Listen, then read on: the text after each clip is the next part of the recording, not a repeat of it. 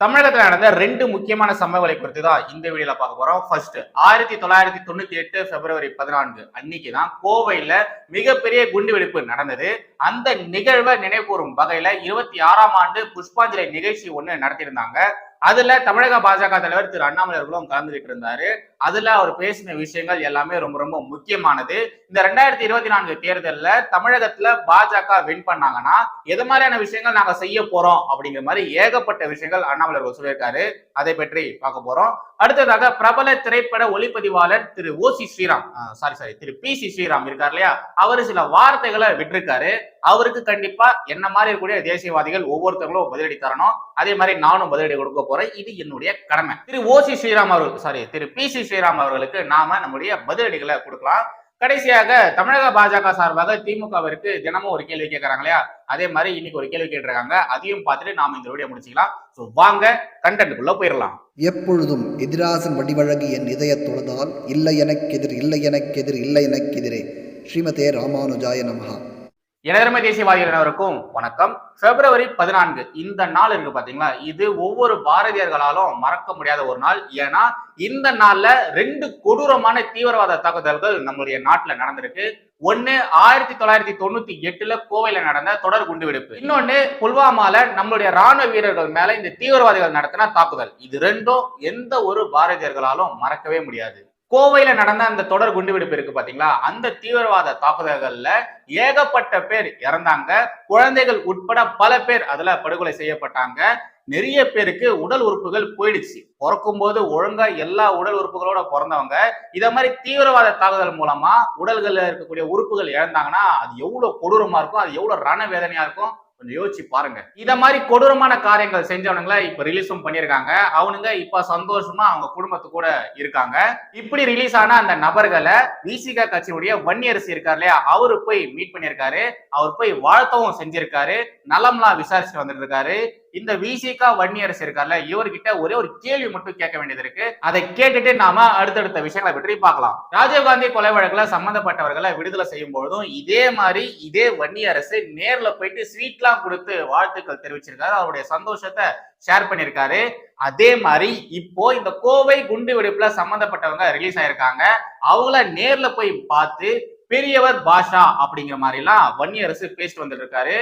இவரை என்ன சொல்றதுன்னு தெரியல. ஒரு அரசியல் கட்சியில நிர்வாகியா இருக்கக்கூடிய ஒரு நபர் ஏன் இத மாதிரியான காரியங்கள் செய்யறாரு அப்படிங்கிறது புரிஞ்சிக்க முடியல. இதே மாதிரி புல்வாமால நம்ம இந்திய ராணுவ வீரர்கள் மீது தீவிரவாதிகள் தாக்குதல்கள் நடத்தினாங்க. அந்த தாக்குதல்ல நம்ம இந்திய ராணுவ வீரர்கள் வீர மரணம் அடைஞ்சாங்க.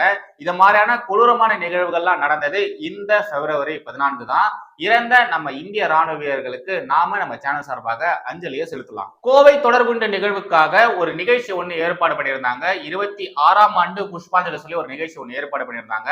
அதுல அண்ணாமலை அவர்கள் கலந்துகிட்டு பேசின விஷயங்கள் எல்லாமே ரொம்ப ரொம்ப முக்கியமானது. ரொம்ப முக்கியமான விஷயங்கள்லாம் அண்ணாமலை அவர்கள் பேசியிருந்தாரு. இப்ப ரீசெண்டா கோட்டை ஈஸ்வரன் கோயில் வாசல்ல ஒரு கார் சிலிண்டர் குண்டு வெடிச்சது பாத்தீங்களா, அது பற்றியும் அந்த வழக்கு விசாரணையில என்னையே எது மாதிரியான விஷயங்கள்லாம் சொல்லியிருக்காங்க, எது மாதிரியான அறிக்கைகள்லாம் வெளியே விட்டுருக்காங்க அப்படிங்கிறத நம்முடைய அண்ணாமலை அவர்கள் புட்டு வச்சிருக்காரு. இந்த தமிழக ஊடகங்கள் எதெல்லாம் சொல்ல மறத்தார்களோ அதை எல்லாத்தையுமே நம்ம அண்ணாமலர்கள் ஓப்பனா உடைச்சு பேசியிருக்காரு. அந்த நிகழ்ச்சியில நம்ம அண்ணாமலர்கள் பேசின முக்கியமான ஒரு போர்ஷனை உங்களுக்காக கட் பண்ணி கொண்டு வந்திருக்கேன். ஃபர்ஸ்ட் நீங்க அதை பாத்துருங்க, அதுக்கப்புறமா நாம நம்மளுக்கு கருத்துக்களா பார்க்கலாம். ஆனா இன்னைக்கு அரசியல் பேச வேண்டிய கட்டாயத்தில் இருக்கின்றேன். நான் 26 ஆண்டுகள், நாங்கள் பாரதிய ஜனதா கட்சியில, நான் ஒரு தனி மனிதனாக, இங்க இருக்கக்கூடிய நீங்களும் 26 ஆண்டுகள் காத்திருக்க தயாராக இல்லை. அதற்கு நீங்கள் பாரதிய ஜனதா கட்சிக்கு 2024 பாராளுமன்ற தேர்தலிலே வாக்களிக்க வேண்டும். அது மட்டும்தான் 26 ஆண்டுகளாக நாம் காத்திருப்பதற்கு, அடுத்த 26 ஆண்டுகள் இன்னும் காக்காம இருக்கிறதுக்கு அது மட்டும்தாங்க ஐயா வாய்ப்பு. பாரதிய ஜனதா கட்சி என்ன செய்யும்? பாரதிய ஜனதா கட்சியினுடைய பாராளுமன்ற உறுப்பினர் உங்களுடைய வாக்கை எல்லாம் பெற்றுக்கொண்டு என்ன செய்வார்கள்? முதல் வேலை பாரதிய ஜனதா கட்சி செய்ய போவது, இங்கே நினைவு தூண் கட்டுவோம். நினைவு தூண் கட்ட முடியுமா? இதற்கு முன்பு கட்ட முடியலையே. அப்ப கோயம்புத்தூருடைய மேயர் கட்டுவதற்கு அனுமதி கொடுத்தாங்க. ஆனா மாநில அரசு மறுத்துச்சு. ஐயா, நாம் 2 வாய்ப்புகளை பயன்படுத்தணும். 26 ஆண்டுகளாக செய்ய முடியாததை இந்த ஆண்டு செய்ய வேண்டும் என்று நீங்கள் துணிந்தால் முதல்ல ஜன்னலை திறக்கணுங்க ஐயா. ஜன்னலை திறப்பது 2024 பாராளுமன்ற தேர்தல். கதவை 2026 திறக்கணும். ஒரு ஜன்னலை திறப்பது 2024 பாராளுமன்றம், கதவை திறப்பது 2026 சட்டமன்றம். அப்பொழுது மட்டும்தாங்க ஐயா அது நடக்கும். அந்த நினைவு சின்னத்தை நாம் வைக்கும் பொழுது யாருடைய பெயர் இருக்கும்? 58 பேர் கோயம்புத்தூர் மாநகரில் யாரெல்லாம் இது சம்பந்தமாக பலியாகி இருக்கின்றார்களோ அவர்கள் பேர், அந்த நினைவு கம்பத்தில் 6 இஸ்லாமியர்களுடைய பெயர், அந்த 2 இஸ்லாமியர்கள் குழந்தைகளுடைய பெயரும் அந்த நினைவு கம்பத்தில் வைக்கணுங்க ஐயா. தீவிரவாதிக்கு மதம் தெரியாது. ஒரு யானை பித்து பிடித்தது போல ஒரு மதத்தை தவறாக படிச்சுட்டு சுத்துறா இல்லைங்களா, is more dangerous then an elephant on drugs. ஒரு எலிபென்ட் மதம் பிடித்த யானையை விட ஒரு மதத்தை தவறாக படித்து விட்டு ரோட்ல சுத்துறாங்க இல்லைங்களா, இவன் அதை விட மோசம். இன்னைக்கு கோயம்புத்தூருடைய பிரச்சனை என்னன்னா, மதத்தை தவறாக படித்து விட்டு இதுதான் என்னுடைய மதம் எனக்கு சொல்லி கொடுக்குன்னு சுத்திக்கிட்டு இருக்கிறாங்க பாரு. 2022 அக்டோபர் 23 ஆரம்பிச்ச ஆபத்து என்ன கோயம்புத்தூர்ல தப்பி போலிங்க ஐயா. இரண்டாவது பாரதிய ஜனதா கட்சி என்ன செய்யும்? இன்னைக்கு தமிழகத்துல இருக்கக்கூடிய ஒரே ஒரு NIA போலீஸ் ஸ்டேஷன் சென்னையில் இருக்குதுங்க ஐயா. அந்த NIA போலீஸ் ஸ்டேஷன் கூட அவ்வளவு ஈஸியா தமிழகத்திற்கு வரலைங்க ஐயா. அந்த NIA போலீஸ் ஸ்டேஷன் நம்ம சாங்ஷன் பண்ணி 30 மாதங்கள் காத்திருந்து சண்டை போட்டு அதன் பிறகு தமிழகத்தில் அந்த காவல் நிலையம் இயங்குவதற்கு திராவிட முன்னேற்ற கழகத்தினுடைய அரசு இந்த தற்கொலைப்படை தாக்குதல் எப்ப நடந்துச்சோ அதற்கு 3 நாளைக்கு முன்னாடி அக்டோபர் 20 2022 அனுமதி கொடுத்தாங்க. கோயம்புத்தூரினுடைய பாராளுமன்ற உறுப்பினர் செய்ய போகின்ற இரண்டாவது வேலை, தமிழகத்தினுடைய இரண்டாவது NIA காவல் நிலையத்தை கோயம்புத்தூருக்கு கொண்டு வருகின்றோம். ஏன்னாங்க ஐயா டிஃபென்ஸ் மெக்கானிசத்தை பில்ட் பண்ணணும். ஒரு கோட்டை கட்டுறீங்கன்னா கோட்டைக்கு வெளியே மதில் சுவர் முக்கியம், மதில் சுவருக்கு வெளியே அகழி முக்கியம். அது இரண்டும் சரியாக இருந்தால் தான் கோட்டைக்குள்ள ஒரு மண்ணை உட்கார்ந்து ஆட்சி பண்ண முடியும். இன்னைக்கு கோயம்புத்தூரை பொறுத்தவரை டிஃபென்ஸ் மெக்கானிசத்தை செய்ய வேண்டிய நேரம் வந்து விட்டதுங்க ஐயா. NIA போலீஸ் ஸ்டேஷன் இங்க வரணும், கண்காணிக்கணும், கேஸை எடுக்கணும், ஒரு கோட்டை NIA ட்ரையல் கோட்டை டிக்ளேர் பண்ணணும், முக்கியமான வழக்குகள் இங்கே நடத்தப்பட வேண்டும், வேகமாக தண்டனை பெற்றுக் கொடுக்கப்பட வேண்டும். இது எல்லாம் செஞ்சா தங்கையா அது சால்வ் ஆகும். ஒரு பேச்சு, ஒரு நடவடிக்கை அதிலே தீவிரவாதத்தை ஒழிக்க முடியாது. பாரதிய ஜனதா கட்சியினுடைய ஆட்சியை கடந்த 25 ஆண்டுகளில் 2 முறை பார்த்து கொண்டிருக்கின்றோம். வாஜ்பாய் அவனுடைய ஆட்சி 5 ஆண்டுகள் பார்த்தோம். அதன் பிறகு நரேந்திர மோடி ஐயா அவருடைய ஆட்சியை 10 ஆண்டுகளாக பார்த்து கொண்டிருக்கின்றோம். இதுல ஒரு விஷயத்தை பாஜக என்ன உணர்த்தினாங்க ஐயா, தீவிரவாதத்தை கிள்ளி எறிய வேண்டும் என்றால் நாம் செய்ய வேண்டிய வேலை என்பது அஃபென்சிவ் டிஃபென்ஸ் என்பதுதான் நம்முடைய கட்சியினுடைய தாரக மந்திரம். அதாவது தீவிரவாதியை இங்க வந்து பிடிக்காத, தீவிரவாதி எங்க உருவாரானோ அங்க போய் பிடிச்சிட்டு வாங்க. இது அஜித் தோவல் டாக்டர்ங்கிறாங்க, மோடி அவர்கள் டாக்டர்ங்கிறாங்க. அதிகாரப்பூர்வமாக மத்திய அரசு எங்கேயும் இதை பற்றி பேசியது இல்லை. ஆனால் உறுதியாக இந்த 10 ஆண்டு காலம் யார் நரேந்திர மோடி அவருடைய அரசை உன்னிப்பாக கவனிக்கின்றார்கள் அவர்களுக்கு தெரியும், இந்திய மக்களின் மீது கை வைத்த தீவிரவாதி எங்கே ஒளிந்திருந்தாலும் கூட ஒரு நாள் சொந்த வீட்டிலே கண்டோன்மெண்ட்டுக்குள்ள வளர்ந்த நாட்டுல ஒளிஞ்சு வருவோம். இது இஸ்ரேல் போன்ற சில நாடுகள் மட்டும்தான் கடந்த 50 ஆண்டுகள்ல அஃபென்சிவ் டிஃபென்ஸ் என்கின்ற டாக்டரை பயன்படுத்தி இருக்கிறாங்க. இன்னைக்கு இந்தியா துணிந்து தீவிரவாதத்தினுடைய வேர் எங்கே இருந்தாலும், தீவிரவாதத்தினுடைய மூளை எங்கே இருந்தாலும் கூட அதை நோக்கி வருவோம் என்று மோடி ஐயா அவர்கள் ஆட்சியில நமக்கு நிரூபித்துக் கொண்டிருக்கின்றார். இதுல அண்ணாமலை அவர்கள் பேசின விஷயங்களை குறித்து பாக்குறதுக்கு முன்னாடி ஒரு முக்கியமான விஷயத்த சொல்லணும். இது வந்து பாத்தீங்கன்னா தினமலர்ல நான் ஸ்கிரீன் ரெக்கார்ட் பண்ணது. இதுல நிறைய இடங்கள்ல ஏகப்பட்ட கட்ஸ் வந்திருக்கும். எதனால அவங்க கட் பண்ணாங்கன்னு தெரியல. அண்ணாமலை அவர்கள் ஒரு முக்கியமான விஷயத்த பேச வரும்போது இது மாதிரி நிறைய கட்ஸா இருக்கும். இந்த என்டையர் ஸ்பீச்லயே பாத்தீங்கன்னா ஃபுல் ஸ்பீச் எனக்கு கிடைக்கல. தினமலர் சாணக்கியா போட்ட இந்த ஒரு வீடியோலயும் பாத்தீங்கன்னா நிறைய கட்ஸ்லாம் இருக்கு. அப்படி அண்ணாமலை அவர்கள் அங்க எது மாதிரியான காரியம் பேசியிருப்பாரு, எதை குறித்து பேசியிருப்பாரு அப்படிங்கிறது நமக்கு தெரியல.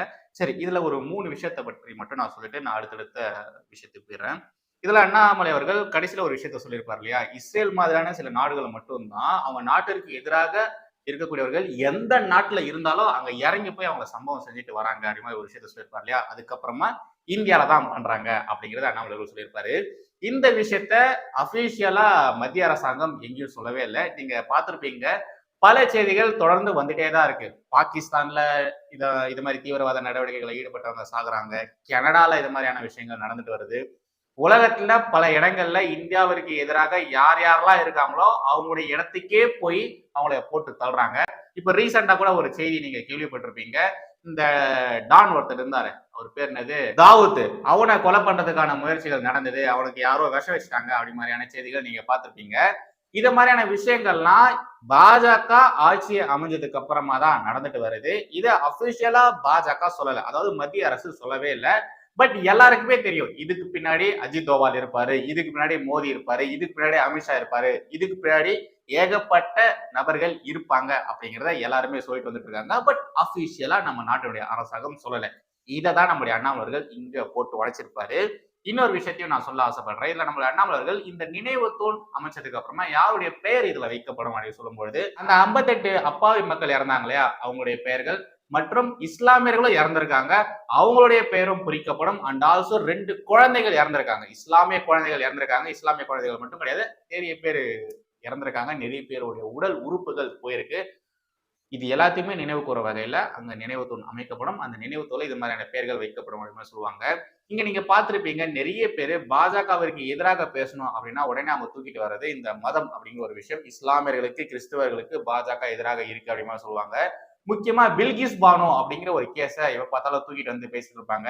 இவங்க சொல்லக்கூடியது ஒரே ஒரு கேஸ் மட்டும்தான், பில்கிஸ் பானு அப்படின்ற ஒரே ஒரு விஷயத்த மட்டும் தான் பேசுவாங்க. பில்கிஸ் பானு விஷயத்தை விட, அந்த கேஸை விட கொடூரமான பல சம்பவங்கள் இங்க நடந்திருக்கு. காஷ்மீர் பண்டிட்களுக்கு எது மாதிரியான விஷயங்கள் நடந்திருக்கு அப்படிங்கிறத போய் பாருங்க. அதே மாதிரி டைரக்ட் அட்டாக் எப்படி எல்லாம் நடந்திருக்கு அப்படிங்கிறத போய் பாருங்க. தமிழகத்துல எது மாதிரியான விஷயங்கள் நடந்திருக்கு அப்படிங்கிறத பாருங்க. கோவை குண்டுவெடிப்பு எது மாதிரி எல்லாம் நடந்திருக்கு பாருங்க. கோவை குண்டுவெடிப்பால கோயம்புத்தூர்ல இருக்கக்கூடிய மக்கள் எது மாதிரி எல்லாம் அனுபவிச்சாங்க அப்படிங்கிறத போய் பாருங்க. மாப்பிளா கலவரம் அதை போய் பாருங்க. இத மாதிரி ஏகப்பட்ட எடுத்துக்காட்டுகள் எங்களாலையும் சொல்ல முடியும். இவங்க வெறும் பில்கிஸ் பானு வழக்கை மட்டும்தான் பிடிச்சிட்டு தொங்கிட்டு இருக்காங்க. பில்கிஸ் பானு வழக்கை குறித்து மட்டும்தான் பேசிட்டு வந்துட்டு இருக்காங்க. அதை விட ரொம்ப ரொம்ப கொடூரமான, நினைச்சு கூட பார்க்க முடியாத, சொல்லக்கூட முடியாத விஷயங்கள் இங்க நடந்திருக்கு. ஆனா இவங்க வெறும் பில்கிஸ் பானு வழக்கு பற்றி மட்டும்தான் பேசுறாங்க. தயவு செய்து ஒரு பக்கத்துல இருக்கக்கூடியது மட்டும் பார்க்காதீங்க, இன்னொரு சைடும் பாருங்க. இங்களுடைய மக்கள் எது மாதிரியான கஷ்டங்கள் அனுபவிச்சிருக்காங்க பாருங்க, இங்களுடைய மக்களுக்கு எது மாதிரியான காரியங்கள் நடந்திருக்கு அப்படிங்கிறது தயவு செய்து பாருங்க. இந்த விவகாரத்துல கடைசியாக அண்ணாமலை சொன்ன அந்த 2 விஷயம் இருக்கு இல்லையா, ஒன்னு நினைவு தூண் அமைக்கப்படும், இன்னொன்னு கோயம்புத்தூர்ல NIA போலீஸ் ஸ்டேஷன் அமைக்கப்படும் அப்படிங்கிற மாதிரி. இங்க பாஜக எம்பி வெற்றி பெற்றாருன்னா இது மாதிரியான விஷயங்கள்லாம் செய்வோம் அப்படி மாதிரி அண்ணாமலர்கள் வாக்குறுதி கொடுத்திருக்காரு. பாஜக இந்த நாடாளுமன்ற தேர்தலில் எத்தனை சீட்ஸ் வின் பண்ணுவாங்க அப்படிங்கிறத பொறுமையா பொறுத்து பார்க்கலாம். அடுத்ததாக பார்க்க போறது பிரபல திரைப்பட ஒளிப்பதிவாளர் ஓசி ஸ்ரீராம். அவனை பத்தி தான் பார்க்க போறோம். இந்த நியூஸ் கடை கொஞ்சம் பாருங்க. மன்னிக்கவும் RN ரவி சார், உங்கள் நடத்தை ஏற்கத்தக்கதாக இல்லை.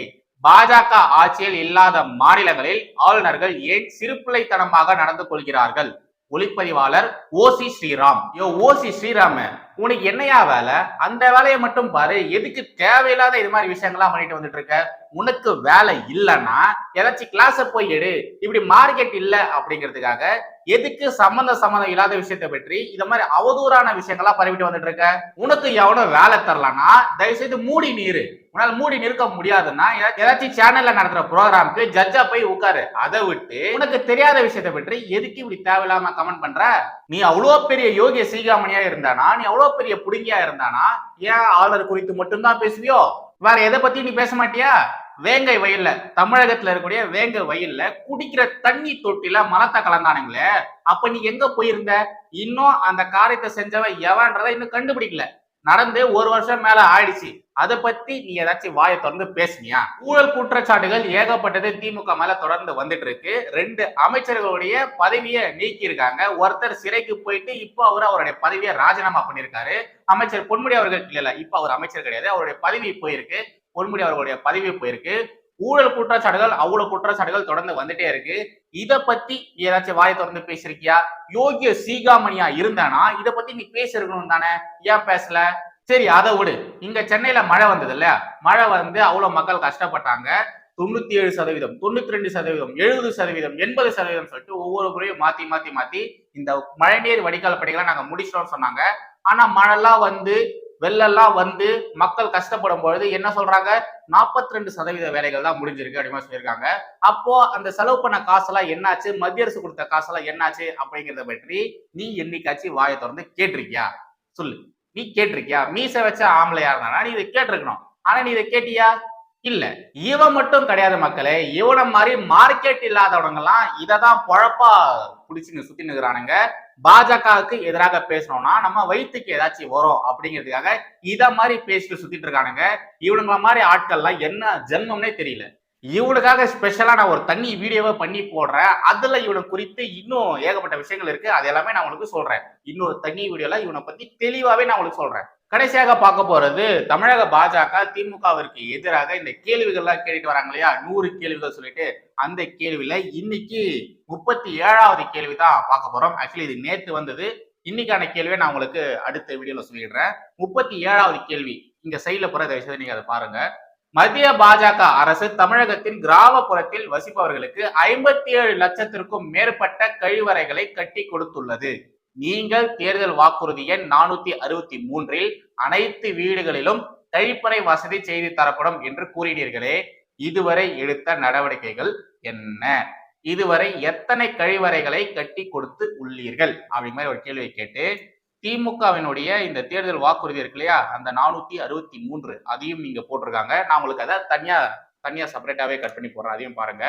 கிராமப்புற வளர்ச்சி 463.